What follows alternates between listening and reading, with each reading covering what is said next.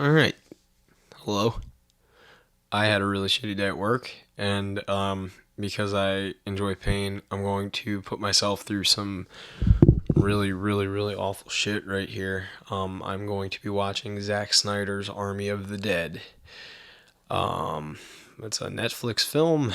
It's 2.5 hours long, and I'm not a fan of I don't know, like superhero shit. I could care less about, fucking. I don't understand why it's making such a big comeback. So, like, comic books, like, at their inception, for the most part, were, like, done as, like, propaganda. And everybody seems to forget that. Like, everything, like, cartoon wise, really does, like, have deep, deep roots in, like, propaganda, like all the way back to Steamboat Willie. I mean, he wasn't exactly going to shell the Huns or anything, but he certainly was like the brainchild of a guy who ultimately made a bunch of like anti-Tojo shit during World War II. And, we just conveniently forget Song of the South and, all this other shit. Like, that was animated, but that's a gimme. All right, anyway, I know my Disney shit. Oh, did you know that Walt Disney's house and Adolf Hitler's house? I don't think it was the Eagle's Nest. It might have been the Eagle's Nest. I don't know. One of Hitler's compounds. They had the exact same layout and with like the pool and everything. It's fucking weird, man. He's got some weird.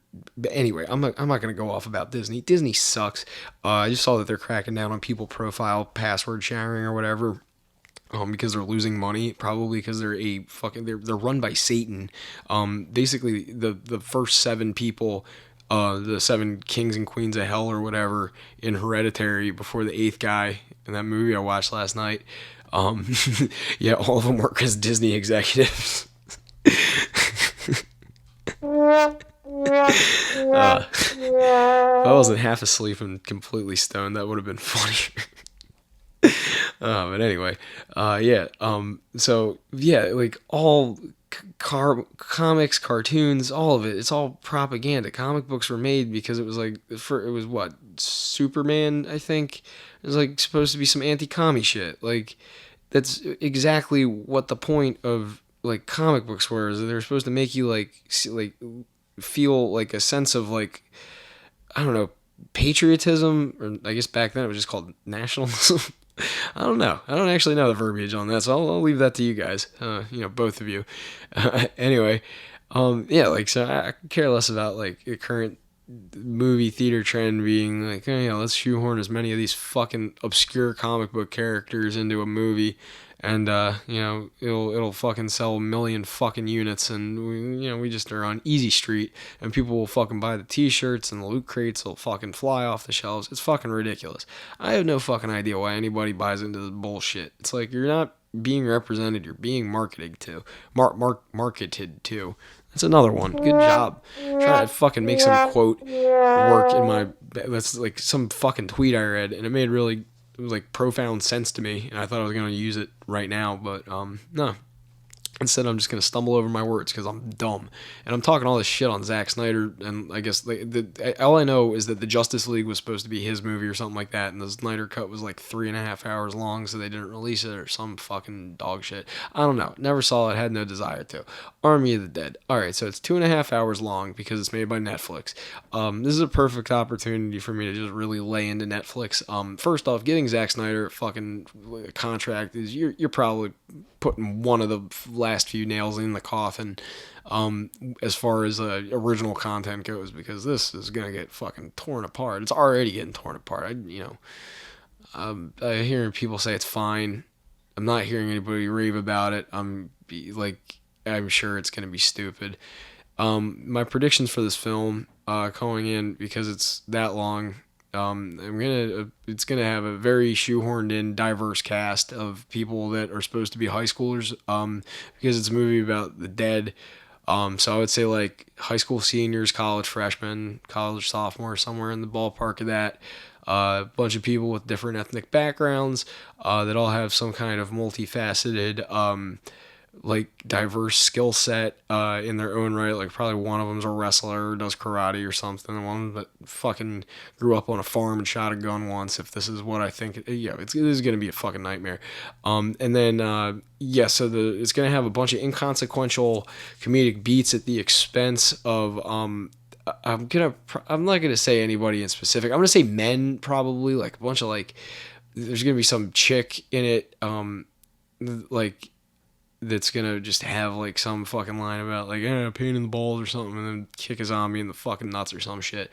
Something of the fucking intelligence level that I came up with while tired and high. Like it's some like that is probably brilliantly going to be the feature in this. But anyway, there's going to be, because Netflix has no original ideas, they're going to probably reference something from the 80s, like some heavy nostalgia from the 80s or some shit. Like Stranger Things does it all the fucking time. Everybody sucks that show's dick. That show's ass cheeks, man. They fucking jumped the shark in the second fucking season. It's just a fucking nod to every 80s fucking reference you can cram into it. Like, the Goldbergs is literally about the 80s, where you have every opportunity to do that, and somehow, fucking Stranger Things, like, pissed me off more than the fucking Goldbergs did. That show, at least Jeff Garland is funny. I do like that, but like Netflix just does not have the fucking, like, they don't have the experience to fucking write this shit. It's just a bunch of fucking college graduates that never gone anywhere. They go to fucking Jamaica on vacation, never leave the fucking compound, or they like go fucking pet a tranked up tiger in fucking Thailand or some shit, and figure out that if they stop shaving their bush, tall swarthy men will pay attention to them. I'm talking about one specific person, and she called me a misogynist the other day, so go fuck you. But anyway, yeah, wow, that really hit me in an interesting way. I'm gonna have to bleep that too. This isn't even the Jake and I podcast. This is my show, and I gotta fucking overly censor myself. Man, I'm fucking loopy. I'm already rambling. Fuck, I gotta do 5 more minutes. 3 more minutes. Yeah, 3 more minutes. But okay. So what else? Netflix predictions. All right, so they have a tendency, well, it's got a long run time. So what I'm assuming is that there's probably some other property that Zack Snyder was working on, or Netflix had a tie-in or some kind of cross-promotion, not with another show necessarily, but like with another concept that they're going to spin off. Like, I could see easily, like, because everybody, the Justice dorks, the fucking comic book nerds, are gonna be sucking Zack Snyder's dick because he got something on a mainstream platform. It's probably gonna get some kind of like Zack Snyder co-produced spin-off where, I don't know, fucking, it's gonna be Jeff Goldblum goes back in time, meets his younger self, and then they kick the shit out of fucking Harvey Weinstein or something, who's a zombie for some fucking reason, for whatever reason. That's gonna be a thing. So like that's probably they're gonna be setting up like something. They're gonna be some cliffhanger or like go on like some tangent that's gonna end up being its own thing, and it's gonna completely be jarring and disconnected from the movie. And I'd also like to point out right now that this is just pure speculation, and like this is coming off the top of my head. I have not read anything about this movie. This guy Alex I know from my group. One of my groups, which sounds like I have like alcoholism, but no, I mean one of my friend dipshit circle jerk groups on Facebook that everybody just makes the same 9 jokes and then takes fucking turns passing the hat and banned every week. Yeah, so one of those groups. Yeah, you said he watched it. He thought it was 7 out of 10. I haven't read anything about it. I've seen people posting about it all fucking day. It's just like been kind of seeing like from what the general consensus is, it's meh. And meh is the kind of day I've had. So yeah, meh indeed. I got a minute. While I have a moment, I would like to say, I try to find things on Netflix, and I do try to find things on like YouTube or free platforms, or figure out a way to get you guys to watch this shit for free or on the cheap. But if I haven't recommended it enough, go to your local library and just like get as many fucking DVDs as you can rent and just watch all of them. And it's like, people are nostalgic for Blockbuster. It's like, you're nostalgic for like feeling young, like, and things were safe, and you were like not completely desensitized because your brain is being obliterated by content and advertising constantly. So like you have you had to go like select something and like get to know something, and sometimes you fuck up, sometimes you got lucky, and that feeling is like a fleeting feeling. So you're nostalgic for that. You're not nostalgic for Blockbuster. Those movies suck cock. So yeah, just go to your local library and do that, and you could feel that fucking nostalgia and disappointment all over again. So without further ado, we are watching Army of the Dead by fucking Zach Dickbag. I motherfucking hate myself for watching this fucking movie. Holy fucking shit. If I could sum it up in one. Yeah. God damn, what a fucking. What a waste of time. I did not fucking like this at all. Yeah, there's, it even had Atlantic City in it. It's supposed to be set in Vegas, but I knew for, a couple of, 2 years now that there was a zombie movie being shot in Atlantic City. We call it a fentanyl problem. Nah, fuck. That was a bad one. Made myself laugh. But yeah, no, they were shooting a zombie movie in Atlantic City, and it was marketed as a fucking casino gets overrun with zombies. And they shot it at the old Atlantic Club, which was right there by the Tropicana on Pacific. And they had to shut down production because there was too much asbestos in there and mold and shit. So they moved it and I guess shot it at the Showboat. So you see 2 Atlantic City casinos in there, which is pretty fucking cool. If this wasn't such a shitty movie, everything about it, first off, 2.5 hours too fucking long. This could have been a 30-minute television show. Zack Snyder must have gone to Las Vegas the last time in like 1982. So there was 80s references. The one chick looks exactly like the chick from Aliens. I don't know if that was intentional or if it's just like going to be the new Hispanic lady Rosie the Riveter look for the 2020s. Either way, sure, there's an unnecessary amount of Spanish in this movie for no fucking reason. But whatever. I guess at one point Nevada was Mexico. That's fine. But yeah. Okay, so the 80s throwback, yeah, so Aliens, that's the one. There's a slot machine that dumps coins out, which that hasn't been a thing since I was a kid, and even then I think they were on their way out. Like so those I guess are 80s references. They keep playing fucking Elvis. The opening and closing song are the same Elvis track, which is Suspicious Minds, which is like one of 3 songs everybody knows by Elvis, which is pretty fun, but yeah, poorly used. Fuck. Yeah, where to even fucking start? Every bit of this fucking movie was so poorly written, it wasn't even funny. I hit the nail right on the head with the fucking multiracial cast thing, and it just being completely shoehorned in there. Yeah, so this is something I've noticed. Like I said, it's not something that, like, it works in certain circumstances. Like, have white people that, like, if you're going to put, like make a joke where, like, you know, white people are the punchline, Dave Chappelle does it fucking perfectly. He was able to make an entire fucking sitcom or sketch comedy show around that premise in many fucking episodes of Chappelle's show. Like, it's completely feasible. You can do it. You just gotta be smart about it.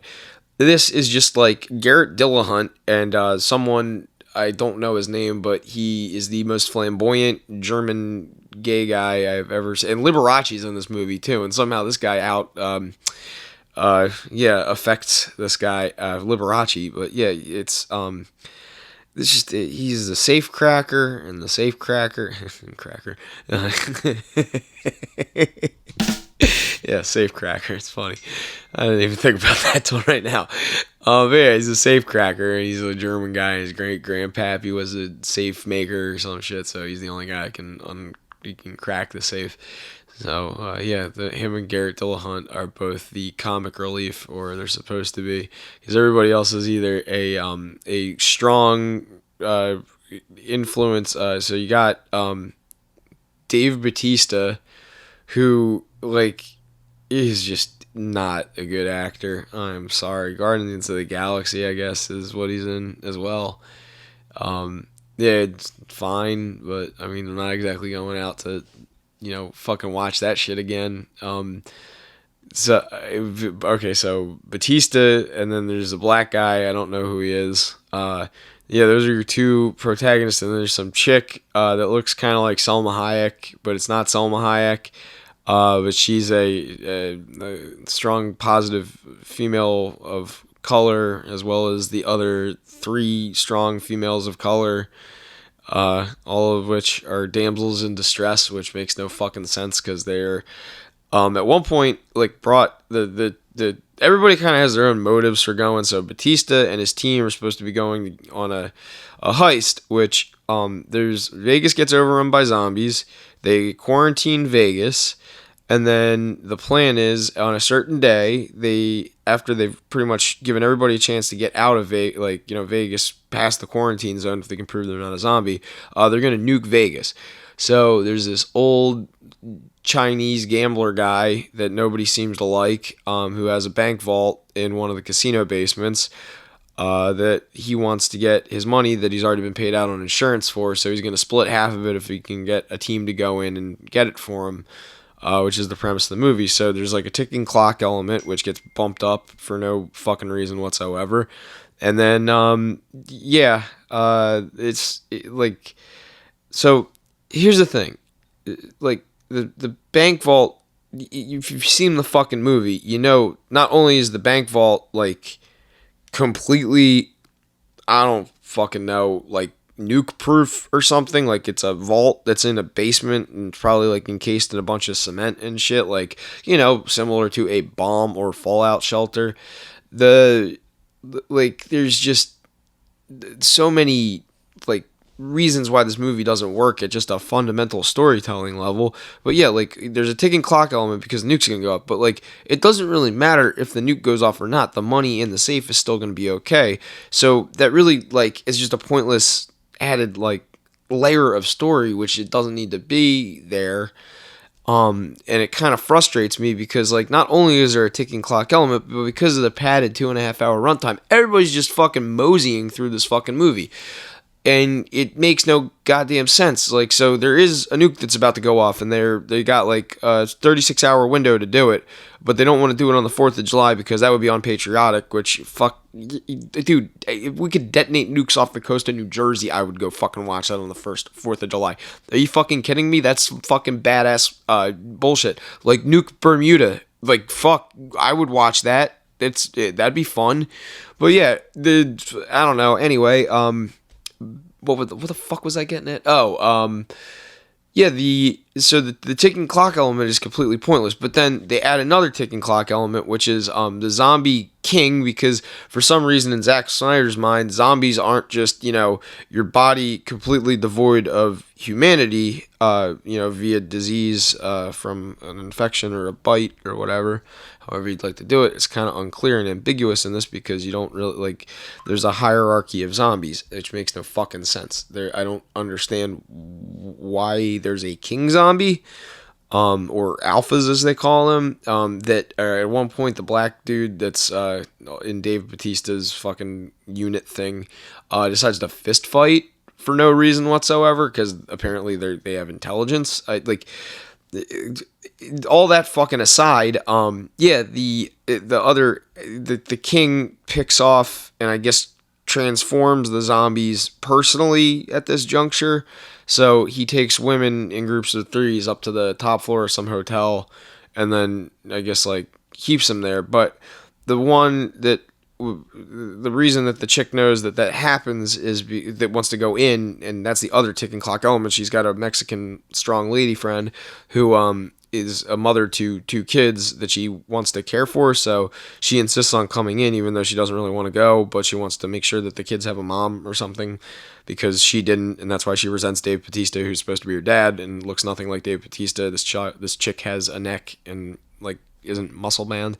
Anyway, yeah, that shit doesn't make any sense to me either. Like, but anyway, yeah, so that's the other one. It's like they got the ticking clock element, but then like the whole ticking clock element, you realize that they've been left unfucking attended and just had every opportunity to run. Like you could look out the window, see the horde of zombies running in the opposite direction, like just go elsewhere. So then there's a blonde hair Kristen Stewart, coyote female lead too, who is wearing an exploited shirt.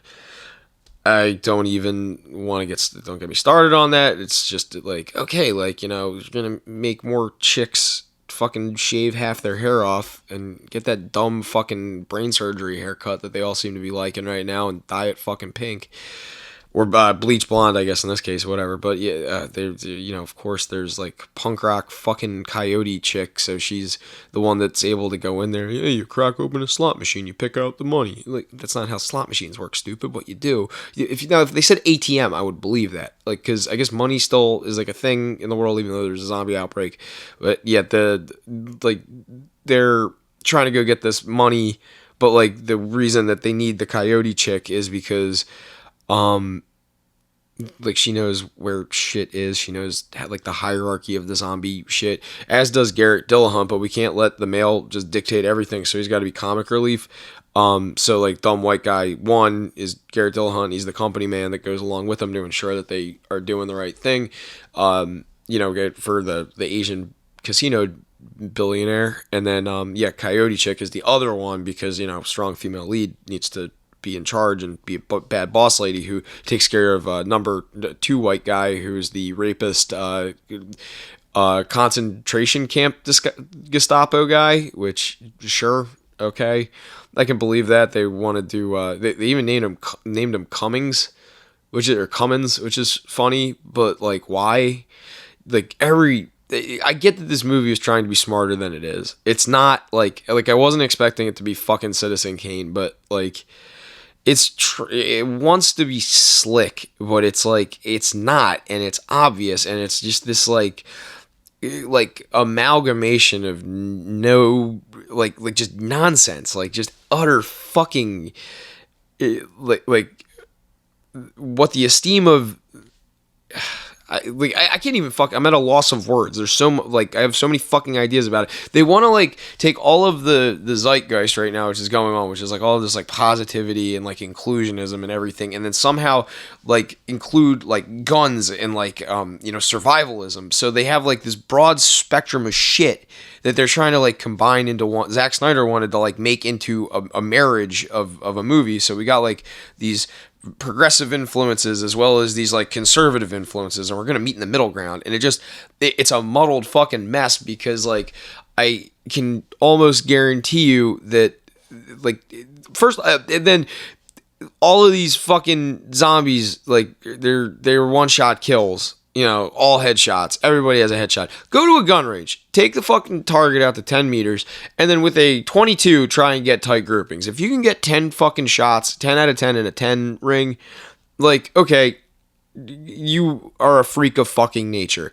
Every fucking shot in this fucking movie is a kill shot. It's like, not only center mass, but like a fucking headshot.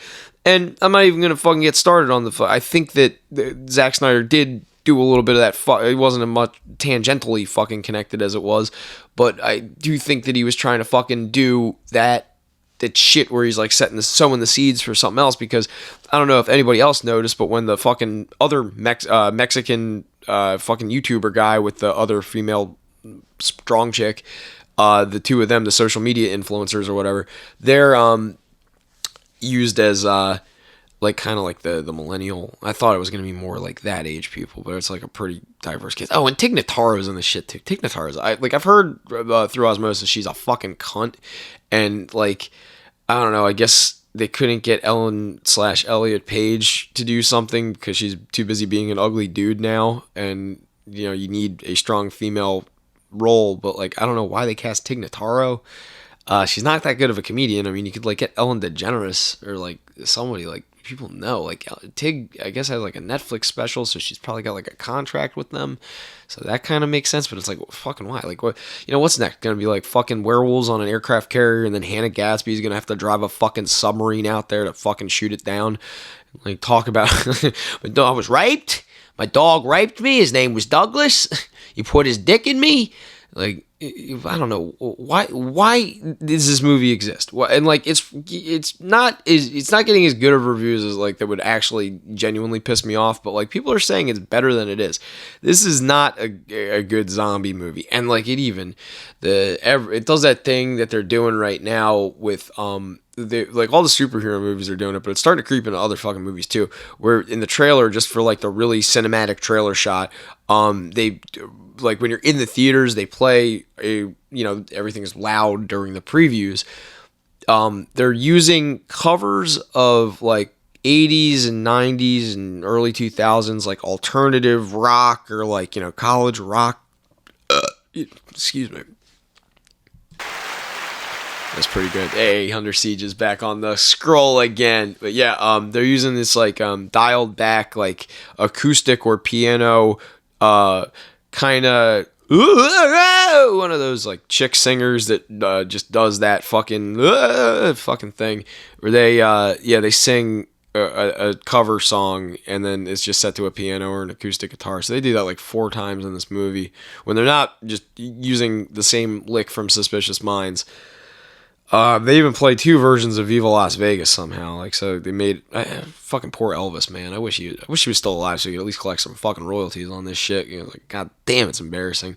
And I can't believe that they tried to make Vegas like the whole fucking movie is CGI'd, and like it doesn't have to exist in Vegas. If you're gonna go with this fictional premise, you can just like be like why not an Indian reservation where like you could have a little bit more fun with like the like I don't know, the setting would feel a little more appropriate and it would have like a little bit more like isolationism to it, like or go the way of like Guy Ritchie, however we want to say his name, and just like make like a fictional city or like a nameless city rather, like that you just kind of like it just exists in this realm, like you know, I don't know, everything about this annoyed me. I'm gonna take a minute though and just say like as much as I hated this film and much as I hate like zombie movies currently because they're not very good, although I did see that Jim Jarmusch movie, The Dead Don't Die, and I watched it with my pop. My pop is one of those people where he's a real like fickle guy when it comes to like what he likes movie wise,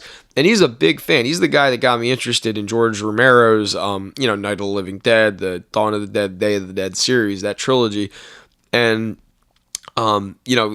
showing me Night of the Living Dead, it was one of those movies where it's not about zombies. It's like kind of a human, like a humanistic movie that's based in a setting where zombies exist. It's not like, you know, that. And then like the Italians got a hold of the zombie concept and kind of went crazy with it. And then Dawn of the Dead came out, and that's just its own thing where, you know, Romero just threw a shit ton of whatever at the wall and saw what stick. A shit load of brain matter? I don't fucking know. Yeah. But anyway, if you want to hear some excellent breakdowns on that, the Red Letter Media guys do a really good breakdown of Dawn of the Dead and why it's a fucking perfect movie for what it was. It was just the 70s and they had fun with it. But yeah, like Romero's work is so profound because he was just kind of being creative before that creativity was part of like this was not this is a rather recent thing. Like zombies have existed in like voodoo lore and like other things, but they weren't really like at the forefront of like even horror movies up until Night of the Living Dead, and then from there it kind of fragmented into its own thing, and people have like, you know, taken it in certain directions. But like what this film really is like, it feels like a bunch of theater kids were just like given free rein to make a fucking zombie movie, and it shows, and it's annoying, it's on the nose, it thinks it's funnier than it is. There's a part where they're playing Do You Really Wanna Hurt Me or whatever in an elevator after a bunch of people die, and like it thinks it's funny, but it's like shit that like, you know, like people in their 50s and 60s like are just like, oh, I remember that, and like point at the TV and they just are like they clap when airplanes land. Like those kind of people, they watch shit like this and it's just like very heavy on the nostalgia. Oh, I guess that what is it, Culture Club or whatever? Yeah, I guess that's another 80s throwback. But yeah, like what I'm getting at though is it's just, it doesn't have any substance to it. This is eating an entire loaf of Wonder Bread. Stop texting me while I'm podcasting. If anybody wants these to go better, for real, just like leave me to my own devices. Anyway, I was talking about fucking I'm fucking mentally ill. Yeah, I don't know. I thought that was gonna be funnier than it was on my phone, but I just feel like an asshole. People are checking in on me. Yeah, like this is all style, no substance. I cannot fucking express enough how much I hate Zack Snyder. Stick to making comic books so I don't have to fucking watch your shit. This was a real fucking waste of time. You had the potential to make something that could have been really fucking cool. I spend a lot of my days in casinos. I enjoy casinos. I think that's a fun thing. I want to go out to Vegas sometime soon because I haven't been to Vegas as an above 21-year-old to actually go out there and gamble and have a little bit of fun, take the town and really try my hand at doing some stuff out there. But like this movie just it doesn't exist in Vegas. It exists in fictional places in Vegas that are like why? Just to make a point that doesn't really make any sense. It's these like incremental like wins and pitfalls of like a dynamic group that doesn't really care for each other. But like them all working together kind of results in all of them getting killed. So I don't even know what the fucking moral is. It like I said, it's so muddled. It feels like a groupthink kind of thing. Like I'm sure Zack Snyder wrote like the framework for it, but it feels like this was like supposed to be punched up in many ways. Probably why Tig Notaro as well as Garrett Dillahunt was brought on, because they do have like Garrett Dillahunt's a good actor. He's in Raising Hope. He's been in a couple of other serious roles. He was pretty good as Wendell in that fucking No Country for Old Men movie, the Coen Brothers movie. And he's really good at that because it is a serious role, but he's just playing a dumb guy. Whereas this, he's like playing a serious guy in like kind of a dumb role. And I don't know, he gets mauled by a tiger in the parking lot of the Atlantic Club, and I'm just like, I don't care. I really don't fucking care. This is ass, and like and people were excited about seeing this movie. I don't fucking know. If this is what you're into, you should probably just like stick to fucking coloring Harry Potter and whatever the fuck, getting excited about Disney. Because I don't know, this is not good. This is not a film that I was excited to watch. On the other side, I feel like I want my money back. I really, at several fucking points, wanted to just walk away and punch my television because it was very fucking bad. But I don't know. On that note, yeah, I'm gonna watch something better next. I'll figure it out. But yeah, thanks for listening, and hopefully you don't have to watch this dog shit movie and this deters you from watching it. Stop giving Netflix your money.